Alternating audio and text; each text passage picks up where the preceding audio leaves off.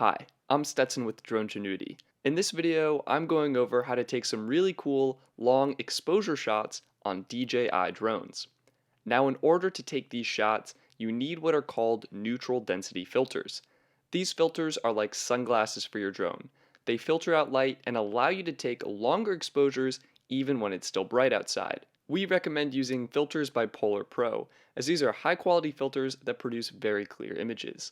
They offer a variety of options, including some for the Phantom 3, the Phantom 4 series drones, the Mavic Pro, and the Spark. These filters are super easy to use as they just slide over your drone's camera and stay in place with friction.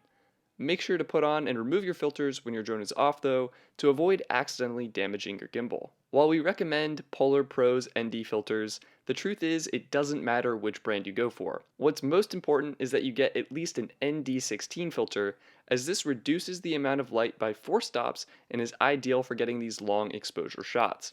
You can also get an ND32 or 64 filter if you like, which could potentially allow you to take even longer exposures in broad daylight instead of closer to sunset. So to achieve the long exposure effect, what you want to do is wait for just about before sunset and then take off with the filter installed on your drone.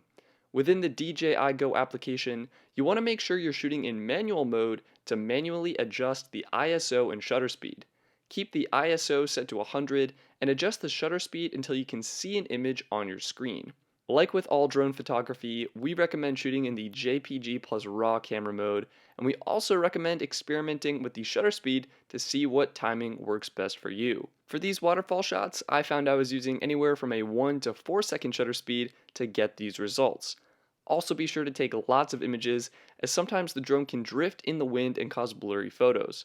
You really do need the drone to be quite still to capture these effects at these long exposure times. You can also experiment with shooting moving vehicles and attempt to do light riding, although these effects may require an ND32 or 64 filter to get an even longer shutter speed of 4 to 8 seconds. Remember, as a drone pilot, you are not allowed to fly past civil twilight, which is about 30 minutes or so after sunset. So that wraps up this video on how to take long exposure shots on DJI drones.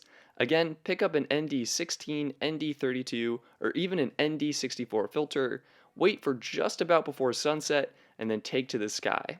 While you're shooting, just remember to stay in manual mode, keep the ISO at 100, and experiment with shutter speed to see what looks best.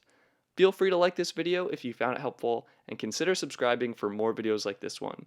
I'm Stetson with Dronegenuity. Thank you for watching, and I'll see you next time.